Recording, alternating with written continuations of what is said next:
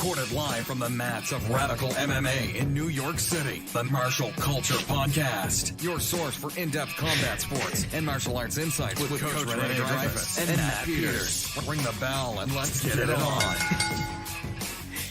Hello, Mr. Matt. About you, Rene. I don't. You guys missed the whole before the show. We should have a show called Before the Show. We should have a pre-fight, pre-show show. Because you missed some good stuff. We missed. Rene was doing a song, and that was it. That was all he was doing, just a song. People don't want to hear me sing. It'll be torture. We'll lose all our listeners. Do you have any good puns about singing? I've missed you. You missed me? Yes. Yeah. Because I canceled on you last week. Canceled on me last week. Well, I didn't cancel on you. I just didn't do my job where I didn't reserve the studio. And then when I looked at the schedule Monday or Sunday night, I was like, oh, shit. Where are we going to record? In the hallway? Well, people miss us, I guess, I hope. Hopefully. Hope but nothing really important happened. No, I mean, we could just move right on to, we we could talk about Kevin Lee a little bit, but then just move right on to John Jones. A new fight night in Brooklyn. No big fights. Nothing happened. really. No bets were lost. I don't remember any. No, you don't remember any. No, I don't remember. No, I do. Brian Ortega lets me down. Let you down. He let right? a lot of people down, to be honest. No, but I think he let me down. I feel like he let himself down probably the most because I saw an interview with him and he was just apologizing a lot. You know, he's a real warrior. He's a champion. It's hard to take a loss when you really feel that you could have won it. This is an interesting thing, and I had a discussion because in the last podcast I said that Brian Ortega's striking was a bit cleaner than Max Holloway's. Cleaner does not mean better. Cleaner means more technically accurate, more technically efficient, more technically pretty. I know a lot of guys who have very clean technique on the pads or even sometimes in light sparring. But then when they really put it on them, they don't deploy that technique efficiently. And just because you have clean technique doesn't mean you're going to win. Like, for example, I told some of my students this yesterday. I said, never underestimate a person's ability to hurt you, trained or untrained. For example, you get into that like, oh, if he's not really good at jiu-jitsu or wrestling or judo, I'll be fine. And one of my students put their face right next to my teeth, and I bit him. Like not technical, but very dangerous. Or I stick my finger in her eye, or something like that. Or you're dealing with what's his name? Derek Lewis. Yeah, like he has one punch where he can just send you to California. That doesn't mean it's a technical punch, but he's God-given power. Like the guy has power. I'm not saying he doesn't have any technique, but you know what I mean, right? So what happened was Brian Ortega has a tremendous amount of skill. And I think Weidman is the same thing like this too. Weidman has a tremendous amount of skill. Weidman just keeps losing. Not keeps losing. He's still a champ. He's still an active fighter. But when the last fight, a lot of fights, you don't see him reach his potential that you feel that he should. And there's a certain thing. One very common thing to see is gym warriors, meaning you're a stone cold killer in the gym. And there's a famous jiu-jitsu guy. I won't say his name because he's a really, really good guy. I'm not trying to trash talk, like we always trash talk some people. You're nice. Yeah, I know. But he's actually a really good guy, and he's considered in his academy to be the best jiu-jitsu fighter in his academy. And his academy is a great academy, amazing academy. And his instructor, who's a very famous instructor, when they roll in the academy, cannot beat him. Like, the kid is just amazing in the academy. Then he goes to tournament, and he almost never wins. It's like sometimes that happens. It's mentally, you just can't put it together. You can't get things going. That's one thing. You can't reach your alpha state, which we talked about, where it's like your use of your skills is the most efficient it can be. Because imagine, and this is I think a great analogy to life.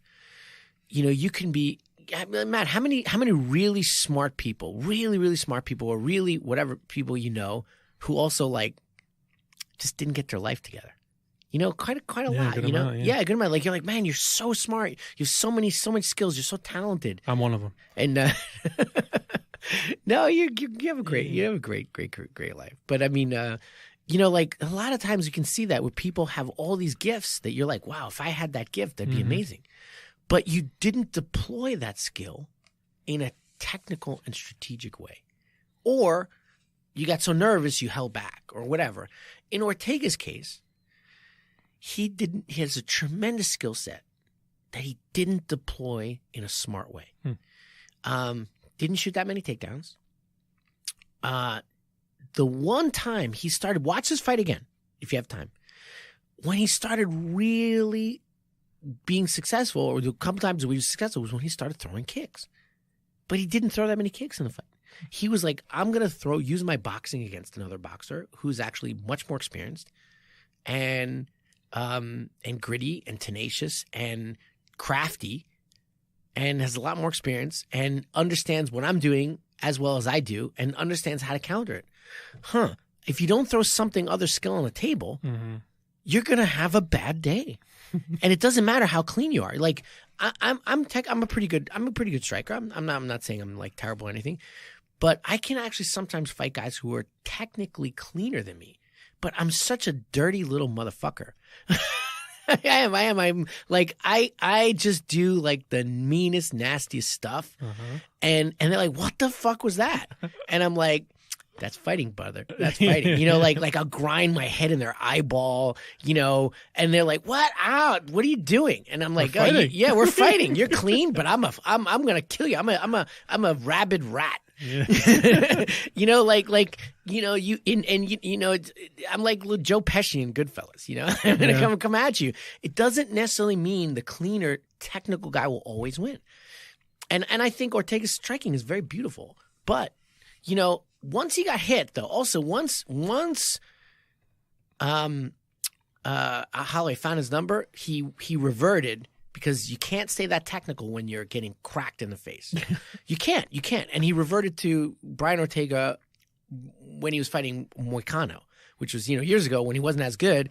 And I remember we talked about that on the podcast where he's like, this guy's got to work on his striking. He did. But he reverted back to that default where he just got it getting shellacked. What I'm hearing is I think that you played me. And you gave me Brian Ortega, and you knew he was going to lose. A little bit. You dirty rat. A little bit. I did actually. I was leaning. I think I was leaning to Ortega. I think there's tape somewhere where you say, "Well, I was going to pick Ortega too, but you can have him." Yes, exactly. I did. Call in now if you think Rene's a rat. My nickname in Brazil, my nickname was Ratão, right? And I'm like, why are you guys giving me that? They're like, because you move fat. They're like, no, he's a sneaky little motherfucker. I'm learning more. All right. No. I'll take my licks. It's okay. No, but honestly, I thought that fight was a little close to call. I was leaning very slightly to Ortega if he deployed his skills properly and really was smart about his skill deployment. And you could see flashes when he threw those kicks. You could see flashes of where he could have beaten him.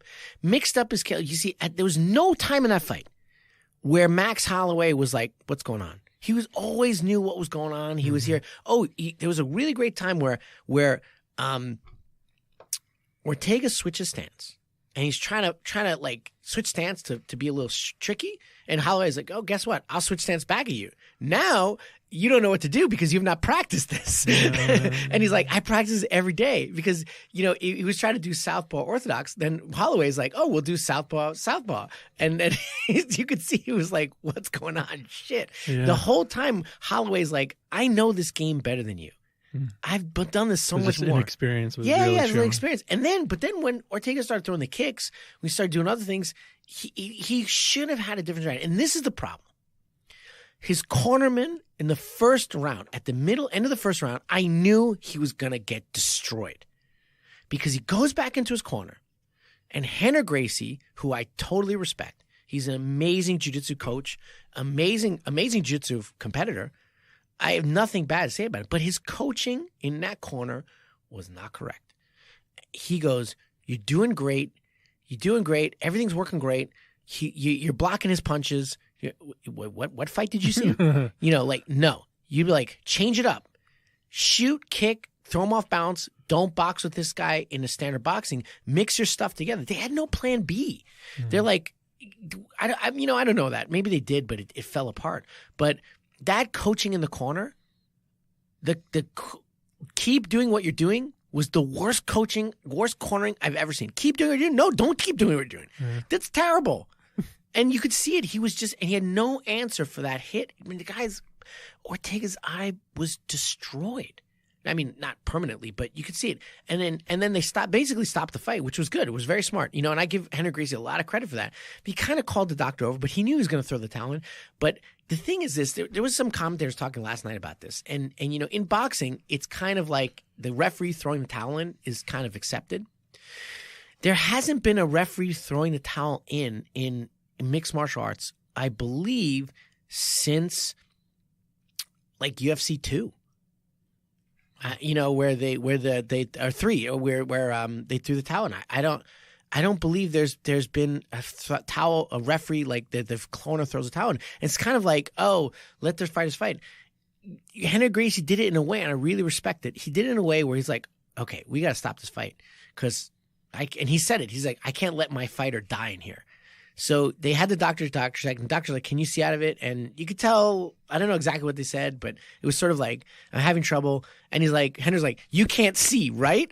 No? Okay, the fight's over. Doctor, call it. Basically giving his fighter a way out that was honorable because he doesn't want to quit, but also protecting his fighter.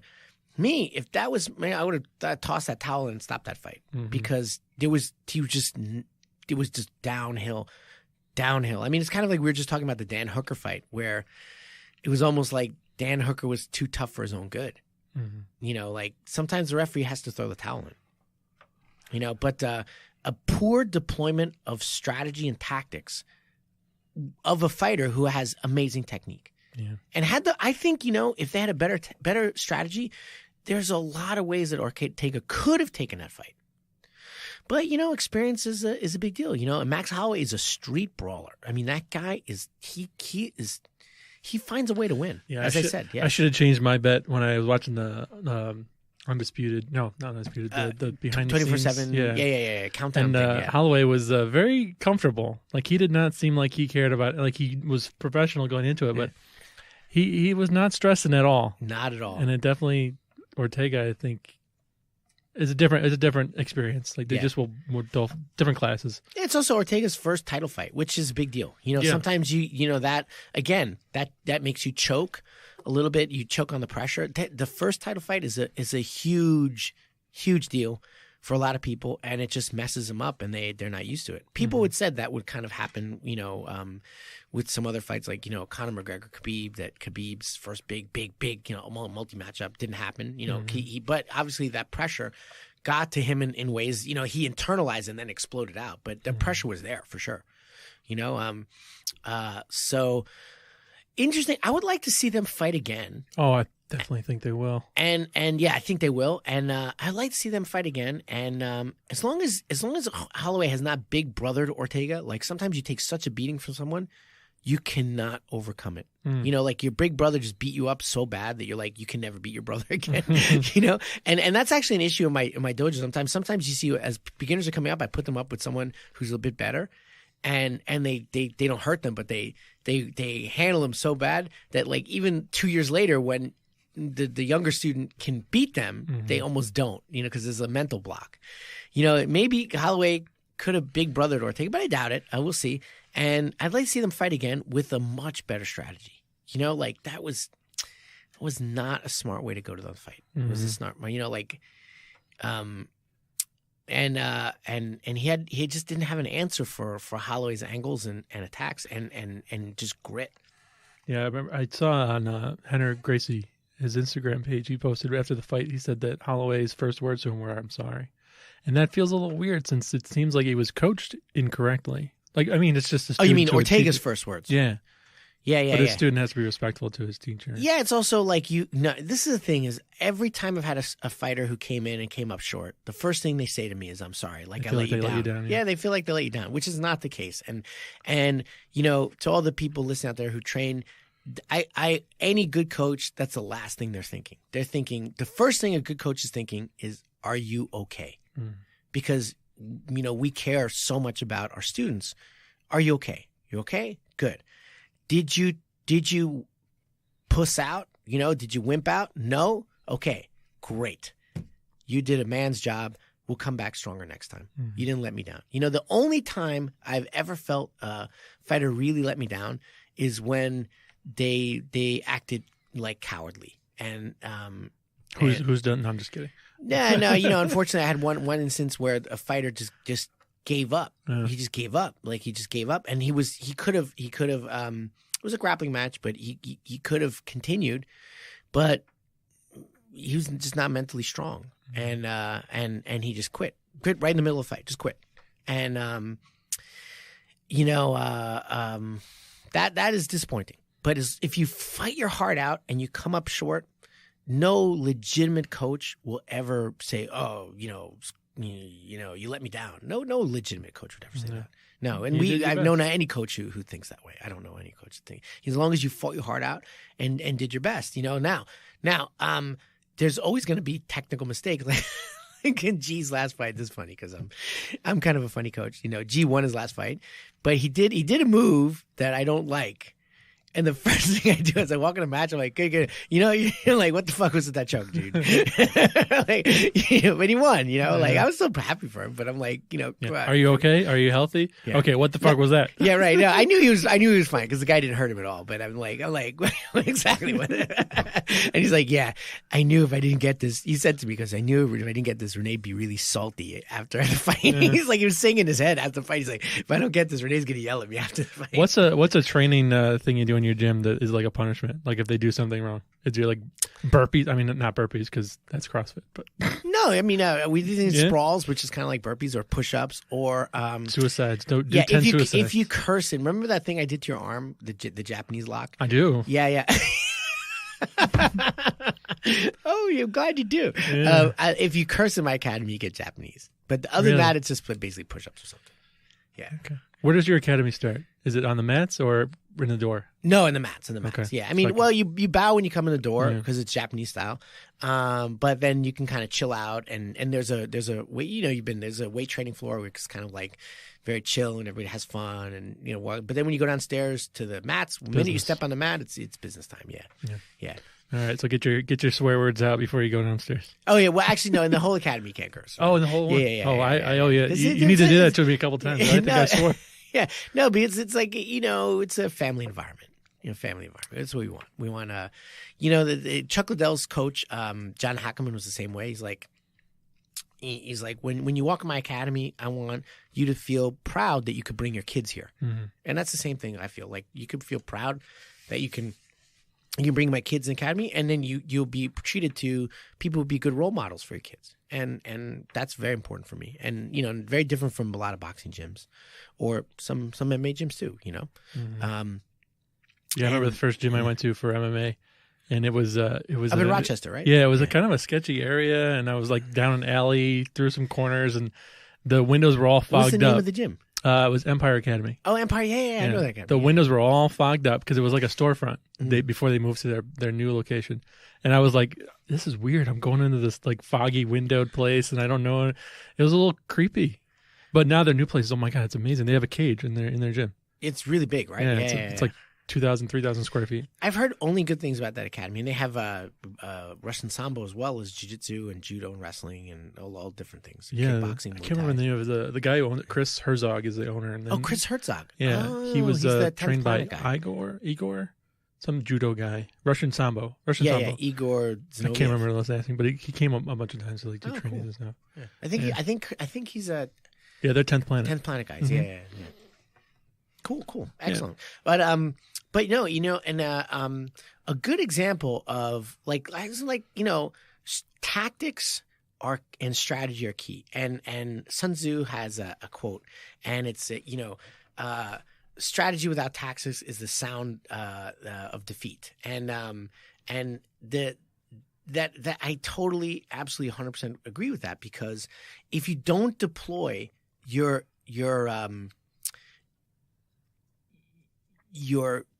what's the word I'm looking for? Your advantages. If you don't deploy these resources effectively, you're not going to win. You know, like I said, we were just talking about like an intelligent guy who, you know, winds up with kind of like not a great life, or, you know, you have a lot of money, but you invested poorly in the stock market. You know, thoughtful approach to anything in life is critical. And in fighting, obviously, so if you're not deploying things in a really smart way, it doesn't matter how good you are. It doesn't matter. And yeah, this is the quote: "Strategy without tactics is the slowest path to victory, and tactics without strategy is the noise before defeat." So that's kind of like, wow. Ooh, yes. Yeah, play some chimes behind that. Yeah. We'll go and meditate now. But one example of this is, you know, who fought recently was, it was on the Lee Iaquinta card, was Sergio Pettis and Rob Font. That was an amazing match. And Rob Font just used great technique and great tactics and crushed Pettis with the jab and with some really good grappling too, but really did a great fight. There was also, you know, Jim Miller fought Oliveira, and that's one thing I want to talk about is Oliveira's now, he has the large number one, he did before, but even further, he is the number one submission fighter in the UFC. And the guy has like so many taps, it's amazing. And he just dominated Jim Miller. Probably a little time for Jim Miller to maybe hang up the gloves, but he's obviously very good. But it was a mat return to a back take to finish. It was like, boom, it was just beautiful. Mm-hmm. And that's what you want to see when you deploy technique with the perfect strategy, because Jim Miller has some hands, man. I don't care how slower he is now. He's a little bit older, whatever. The guy can throw bombs. So what Oliveira did was change level, body lock him, take him down, take his back, and choke him out. And the way he did it was really, really smart, and avoiding a lot of things that Miller's good at. One of the things, Miller's had a good guard, so he's like, I'm going to take him down right into a back control so I can avoid his guard. I was like, wow, that's really smart. And you could see it was like so tactically thoughtful and smart, and you could tell they planned it, and it just worked. Boom, he just beat him like that. It was amazing. So the Kevin Lee fight, what happened? I have to confess that I only watched the first round and the fifth round because my DVR messed up and I missed the middle. So I have to watch it again. I think everybody's saying that Kevin Lee had the first, second, third round, and then it switched in the fourth to the fifth. Yeah. Fourth and fifth, I heard Iaquinta would just destroyed him. And then I heard the first was like the one that was up for grabs. Yeah. Kevin Lee's face. Yeah, he got messed up. Wow. Yeah. And he's taking it really hard. And he lost, you probably should learn at least from. But I think when you truly believe, in a not arrogant way, but like you truly believe that you're the better fighter, not like there's no way Conor McGregor could walk off the Khabib fight and say, I'm the better fighter, I just lost that day. There's no way he could do that. This is not possible. But, you know, with this one, it wasn't a stoppage, wasn't this, and he was in it, you know. So you look at him and you could say that he really believes that he's the better fighter. So if you're the better fighter, why didn't you win? Mm-hmm. You know, and then you can feel very disappointed in your performance. I think I know why you lost. We didn't make a bet on it, but in my head I was thinking that Kevin Lee was going to win. You jinxed him. And I jinxed him. Everybody I picked to win. Oh my God. John Jones. I'm going to pick him, but I can't. Why not? Because if I pick him, he'll lose. I don't know. We'll see what happens too, because, you know, when he comes back with Gustafsson, let's see how much he's trained. You know, if he fights that fight with no training, it's going to be a rough day. But yeah, probably he'll train for this one. He's probably so itching to get back, you know. I read a quote. I don't want to get off on John Jones yet, but I read a quote from him that said that he's not sober. Like he's not doing any sort of things that are illegal, but I'm not sober. I mean, he's drinking alcohol, you mean? Yeah, I guess. Whatever that means. Does he mean when be sober, meaning he doesn't drink at all? I guess. He was very cryptic with that, but he's just like saying, I trust me, I'm not doing anything that's going to get me disqualified, but I'm not sober. I don't know if that means he's doing drugs, but he's doing it like. Well, drugs are illegal. I mean, I guess marijuana is legal now, but but he can't test positive for marijuana in the UFC. But if he's doing it the right way, yeah. I mean, I think probably but don't risk it, guys. Shut up. Yeah, I mean, probably means alcohol. Yeah, probably. Yeah. But also, that's a problem. Is that a lot of fighters, especially in striking arts, turn to alcohol because it numbs the pain from the brain trauma. Mm-hmm. So it's a scourge, and lots of fighters are addicted to drugs and alcohol because of the brain trauma. It's not like they're drug addicts who went into fighting. They're fighting draw that drew them to that. So that's why you have to be very, very careful. Yeah, my brother pushed me down the stairs once, and that's why I drink. Numbs the pain. It numbs the pain. Doesn't work sometimes. But Kevin Lee, yeah. Kevin Lee. I like to see, I thought the first round was close and the fifth round was not. And those are the only 2 rounds I could talk about because I didn't see the rest. I have to go see it. But I was impressed with Alcantara. He's kind of like a guy I overlook who's always good, but never great. And in this one, he caught his range. You could tell him even the first round, he was like kind of catching his range and like seeing how he could do it. And you could see each time he was looking a little bit better. By the fifth round, I'm like, oh, he figured this guy out. Mm-hmm. And Kevin Lee is a great fighter who hopefully won't turn out like Weidman, who's a great fighter who just can't seem to put it together. Mm-hmm. It's funny, Alaquinta's from the same camp as Weidman, but it seems like Kevin Lee reminded me of this as like a guy who's like in every area, wrestling, in jiu-jitsu, in striking, really technically good, but just didn't put it together. But again, I didn't see the fight, so give me how you saw it. It was really close. I mean, in the first round, you said it was very close. Yeah. Second and third, it just seemed like he knew what he was doing more, Alaquinta. Yeah. And he just knew where to go and where to be and what was going on. And he just could predict things, and it just everything fell into place, and the tide started turning. It never turned back. That's actually what I was saying, because my wife's like, she's like, you think Alaquinta won this round? We're talking about the first round. I'm like, it's tight, but you know what? I think he's got his number now a little bit. You think he he got his number. He played it off a little bit just to learn a little bit in the first round? I don't know if he played it off, but he's calculating. He's like, this, boom, boom, boom. And they'd also probably studied a lot of tape too. So he's like, oh, okay, this is the thing that he does. Boom, I prepared. And again, probably good, a lot of good tactics. The Longo team, sometimes they put things together really well. Surprises all around. Yeah, surprise. Yeah, I was very surprised. But again, at this level, it's like every bet we make could go either way. It's always going one way, though. I know. You just, but this is what I like about the UFC, and I don't want to be a UFC like, it's the only game in town. For sure, Bellator is getting better. There's the PFL, and there's of course leagues in Japan, one FC, things like that. But the UFC, it's like all the top guys, excuse me, they fight each other. And they're all really good. And in the Shevchenko-Joanna fight, what a goddamn fight. Mm-hmm. That was just great. That was one of the best striking matches I've seen in a long time. It was just a beautiful, beautiful, beautiful fight. Just fantastic. And to, like Joanna lost, but... I'm showing Rene my phone because after the fights were over, and I knew I was getting punched, and he just sent me... gifts of people punching. But yeah, it was a surprise. I was very happy. I'm sure you were. I was very happy. Yeah. I like winning bets. I like losing them. But yeah, it was a very good fight. Mm-hmm. Even though I lost both of the bets, it was a very good fight. Yes. I was still very surprised though with Joanna. I figured that she was going to come out and just dominate the entire thing, and okay, so Joanna was just, she's just too small for that weight class. It's just, she got dominated by great technique. Shevchenko's beaten her a couple times in Muay Thai. Muay Thai, right? Yeah. And she's just bigger. I mean, Joanna looked great and Shevchenko looked great. And then you had a bigger fighter. Also, Shevchenko was a much better grappler.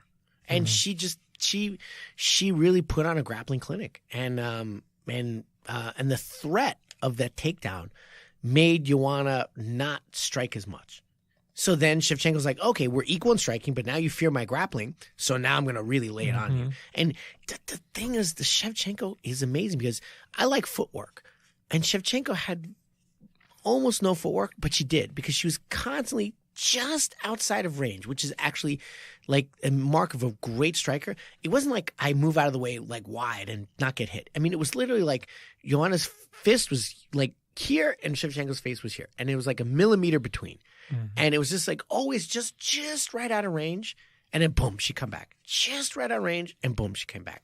And it's funny because Shevchenko's so good, but her sister is like nowhere near as good as her in MMA. Mm-hmm. Like, I mean, she just got into the UFC and I watch her and she's fine.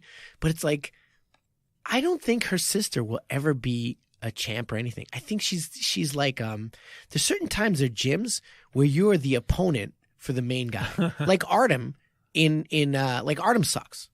But he is a great training partner for Conor McGregor to beat on.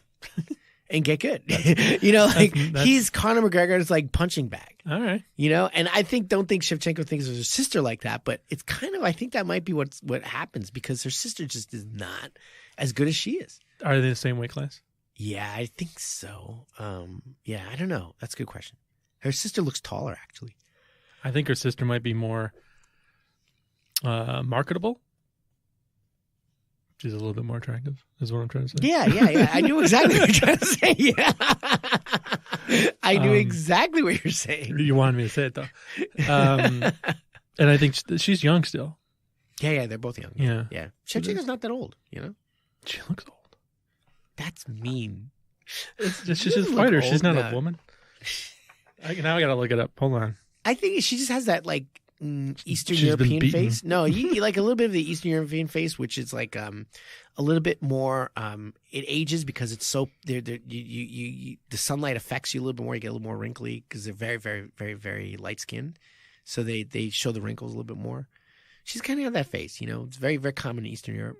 30? That's not Yeah, very she's old. not old. Yeah, but she has that face that like, she stayed out in the sun a lot, which she does. She just shows her age a little bit. It's weathered. No, but when you have very pale skin, the sun affects your face, just fact. All right. Well, Yeah. let's finish beating up on Shevchenko. Yeah. So what's coming up? She's great. She's a fantastic fighter. My God. Unbelievable. She's undisputed. Yeah, for sure. She's really good. And I just don't think I think Joanna just made a mistake by going up a weight class. It was not. I didn't even realize they were fighting a different weight class. I mean, she should just stick at 115. Why did she do that? That's a good question. You know what it is? Because it's like, yeah, I don't know. She's scared. Yeah, I know. And scared of Rose? Rose, maybe. Yeah. Let me retool somewhere else and then come back to Rose later or something like that. Because she'd lost to Rose twice now. Mm-hmm. So she's like, okay, let me try something else. But that's not really what you want to do, We got another female fight coming up in the next UFC. Cyborg versus Nunez. I cannot wait for that fight. That's gonna be a great fight. Cyborg's always been entertaining. Yeah, that's a tough one. I'm not making any picks on this one. You sure? No. You can have Nunez. Caleb, what are you picking? Pick somebody. Nunez. I'll take Cyborg. All right, I'll take that bet. Caleb picks Nunez. Yeah, I pick Cyborg. He doesn't know who any of those people are, but he's picking them. Oh, you don't follow? No, that's her ring name. What's her real name? Christine. I don't know how to pronounce any of that stuff. Justino, something. Yeah.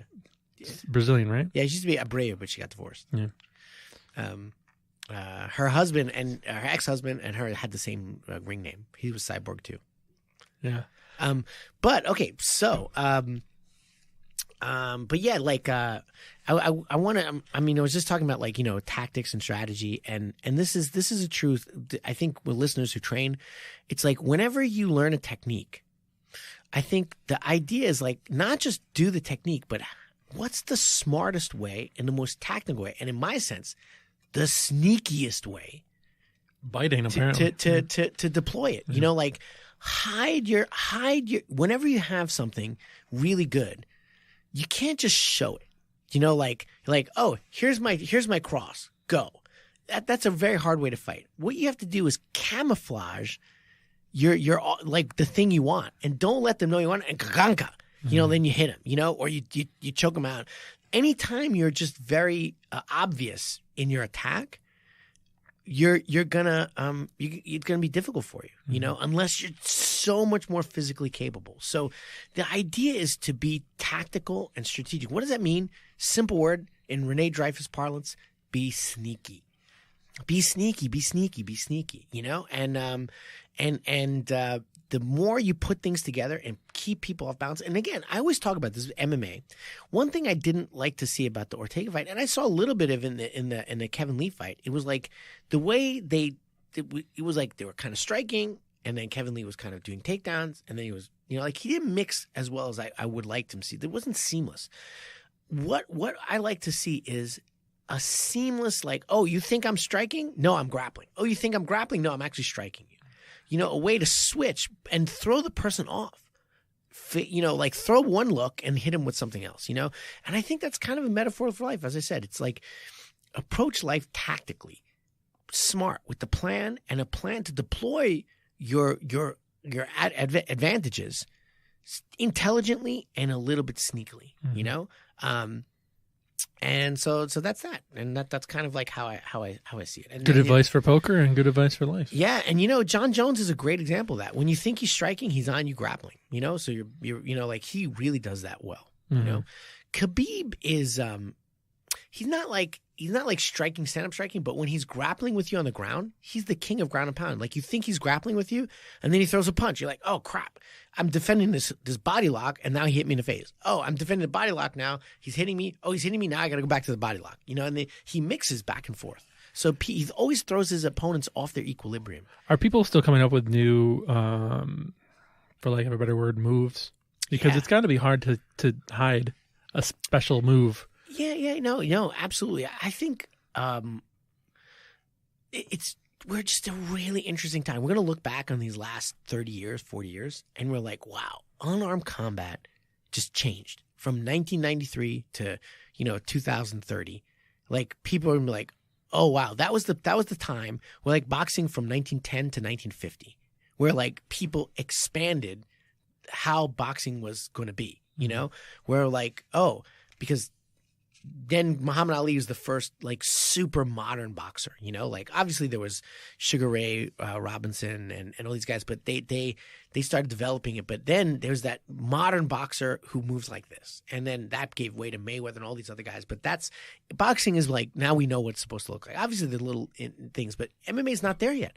And there's so many moves and so many permutations and so many tricks. How to hide stuff, how to there's so many things that we can still evolve. It's fascinating time, and I'm so excited to be part of it. It's really interesting, It's really, really interesting. Mm-hmm. And but we'll see. We'll see. I'm kind of like, inventing some stuff too. So the guys over at Radical are working on some things? Oh yeah. I've got a couple things that I think are going to be pretty cool. Like the Rat Guard is, obviously people know me for that. And but there are other things too that they're game changers. Rat Bite. Rat Bite, yes. There is a move called the Rat Bite. Yeah. And there's the Rat Trap. Oh. Yeah. But there's also recently, like the way you attack the back and finish the choke is changing. It's really evolving. It's something I discussed in my academy recently, and we just added a whole bunch of technique from other people because it evolved. It just bumped. It was like suddenly, it's not a new technique, but the way you do it is so much more refined than before. Mm-hmm. So it's like, you're not in a Model T anymore. Now you're in a Ferrari Testarossa. Same car. It's a car, but it just drives much better. So that's a lot of where we're going to see the evolution. Same technique, just done much better. That's going to be a bigger part of the evolution, which you can see it all the time. So people are gonna just keep growing and growing, but not everybody will evolve equally. Like the top guys will evolve, and then other people won't. It's always like that. That's MMA is unpredictable, and then sometimes you have to be like, oh, this guy's not. He's not. He's Derek Lewis. We got trickle down MMA. Trickle down, exactly. Right. So Jones and Gustafson, we might as well talk about it. I think we're almost out of time, so we won't be able to get to the punch today. But maybe next week. Wait! It only takes a short amount of time. I don't see why we can't do it. Caleb says we're out of time. He said he's he didn't say anything. He's playing with his phone. Caleb, how much time? How much time do we have? 9 minutes. Oh, that is more than enough time for a choke. Yeah, but I have a poem I wanted to read. Okay. It's about 8 minutes long. No, actually, you know what? There's a couple of new segment I want to a couple of things I want to add in. First of all, I've been doing a lot of research. I don't want to think MMA is just the UFC. I see MMA as a paradigm to approach self-defense. And I've been investigating a lot of self-defense tools, and I want to review them. Each week, we kind of review a different tool. I hope you'd be okay with that. Yeah. Now, this one, I want to pull it out. Hold on. Wait a minute. This is a thing? Yeah. It's like a sword or something. It's the self-defense tool. Now, the good thing is that it's completely legal. And, this is what, especially in New York, like you can't have concealed carry. But this is actually, it's a very heavy duty flashlight. I'll put the link here. But here, look at it. Yeah. So He just flashed me with a flashlight. yeah. It's a high powered strobe. Now, imagine if you tried to hit me from when I'm doing this. No, I can't. Yeah, it's a very high. I actually have to charge it up, but it's actually good because there's a little USB charger here. And that's very cool. Yeah, and actually, here, feel it. It's a pretty heavy duty kind of thing. So if you have it in your hand when you punch someone, which I'll demonstrate very soon. It's also like we think of self defense as fighting out of things, but if you ever need a light, whatever. Anyway, so it's a very bright kind of thing. See, he wants to know what it's a little too far, but it's like if I'm flashing this at you, it'd be very hard for you to... I'm stopping whatever I'm doing. Yeah, right. Yeah. It's so one of the tools that I think of self-defense is, obviously I have a few that I'm going to bring in. One, unfortunately, I maced myself accidentally testing one out in my apartment too. So I'm going to bring that one in too. But don't bring that one in. No, I'm going to bring that one in. We'll have another bet. Really interesting bet. I'm not allowed to do mace. No, it's pepper spray. But anyway, it was really bad. It was really bad. But sometimes you have to deal with the laws of the state, and they don't allow weapons or things like that, or you just don't want to carry a weapon for whatever reason. Mm-hmm. This is a really good way to offset someone getting in your face, just trying to strobe light in their face, and suddenly you have a way to get out. Mm-hmm. So I carry this around with me. Here, you want to play around with it, and it's good. So it would cost me like $11, and press it 2 times, and there, and then it's just keeping it, and you can flash it at me. That's pretty nice bright. Shadow on the wall. Yeah. So and a lot of police officers have this too. They hold very high powered. I know that. Xenon lights. Xenon putting lights. the lights in my eyes. Yeah, right. So it's the same idea. If you can't see a person, you can't hit him, probably can't stab him, and you can't aim to shoot. So a very non-lethal way of defending yourself. And I'm not saying like you're at a bar and the guy's getting in your face, just shine a strobe light in his face, get out of there, and that's it. Game over. So it's kind of an interesting little tool. What if he has like a book and he holds it up in front of it? Then you're screwed. You're screwed, Although no bullies have books. I know. They don't never know how to read. They don't know how to read. Stupid bullies. All right. Speaking of bullies, get over here and punch me. Oh, now you ruined the fun. No, it's okay. I made the bet. I made my bet. I have to be punched in it. Give him a little rundown. All right. He's winding up. Are you using knuckles? You said you were going to use knuckles. Oh, Lord. It hurts already. He's just pushing into me. I better back away from the mic because I'm going to scream. Here we go. That was it? That's it. That would be too hard. I know. Oh, okay. He wanted me to not be ready for it. That was a good one. Oh. That wasn't so bad. So bad. We're not going to... Yeah. I held back. It's okay. He held back. I have to say, a few of my students said, it was a podcast, and they said, don't hit him too hard. They were on your side. I'm going to take a picture of this bruise later and put it on our Instagram. That was my 5%. That's your 5%? That's my 5%. Wow. Yeah. I'm really glad I didn't win because you would have felt my 100% and been like, really? No, you're a big dude, man. I'm sure you punch hard. I'd have to fall on you. We're not going to be here next week because it's Christmas or whatever holiday you're celebrating. I thought we weren't going to sing. Song? We didn't. That's we a Chipmunk song. No, we have to sing the Chipmunk song. We have to sing it. Come on, we can sing it together, right? Christmas. No, okay, never mind. When I think about you. That's a different song. Oh, I thought we were just singing songs. So we're not going to be here next week, but and then the Jones Gustafson fight is December 29th, I believe. So we'll talk. We won't be able to talk about that until after the fight is over. Yeah, but we know Jones is going to win, so I'm going to pick Gustafson. Yeah. Okay. Last thing I want to say is I read this really, really cool book, and we always talk about martial arts and martial art cults, and some crazy things that go on in martial arts and how martial arts can devolve into, like chi blasts and things like that. Well, there's a really good book. It's written by this guy named Lewis Martin, and it's called The True Believers. And I just read it. It's very short. You can get it on Amazon for like $2. And if you're interested in how a martial arts school can become a cult, is actually a really good book. And this guy Lewis Martin now writes for Jiu-Jitsu Times, and he's a jiu-jitsu guy. But he talks about his journey in Aikido, in an Aikido dojo in Monterey, California, that became its own style, and how it really became like a weird cult. And it's actually a fascinating read. And anybody's interested in it's Lewis Martin and The True Believers. And I hope we can actually get him on the podcast sometime, because it's a really interesting book, and I recommend it. It's like bizarre how our search for meaning in life and our search for quest of self-fulfillment can be manipulated by people, and how when you're at a weaker point in your life without a social group or whatever, you can become prey to these things. Or sometimes you want to stay in because you love being part of the social group or whatever. Is it like a step by step? Because I've always wanted to start a cult. It seems like there was a progression of craziness. Okay. But I'll check it out. It's actually a really good book. I couldn't put it down. What's it called again? The True Believers. The True Believers. Check it out on Amazon. And and he's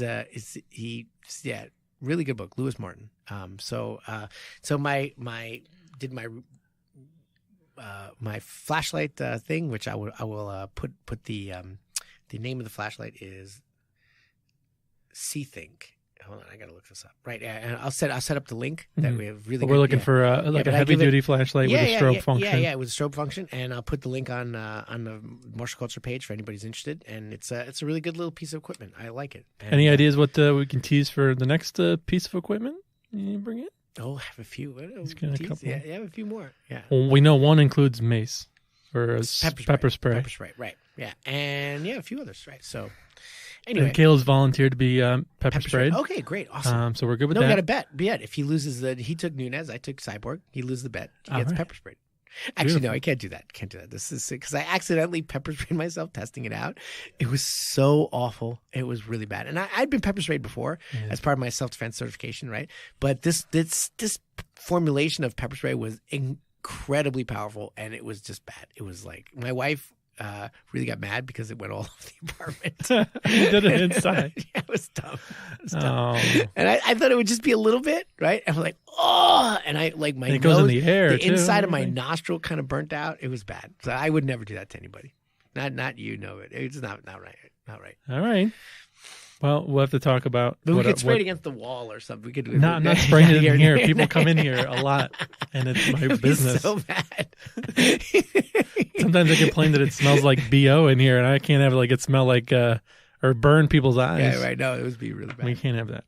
All right. So, big fight coming up in a couple weeks. We'll talk about that when we get back. And everybody who's listening, thanks for listening. Enjoy your holidays. Be safe. Be happy. Festive, happy holiday season. And one of the most important things I say for self-defense is stay away from people who are drunk and try not to get drunk. There was the SantaCon recently, and there was just the streets are filled with stupid drunk people, and there was tons of fights. There's like 80 citations for fights. Sure. The number one thing you can do for self-defense is don't get drunk and stay for drunk. There's a lot of holiday parties coming up. Be safe, drive safe, and don't drive enjoy. Drunk, enjoy the season in a festive, healthy way. And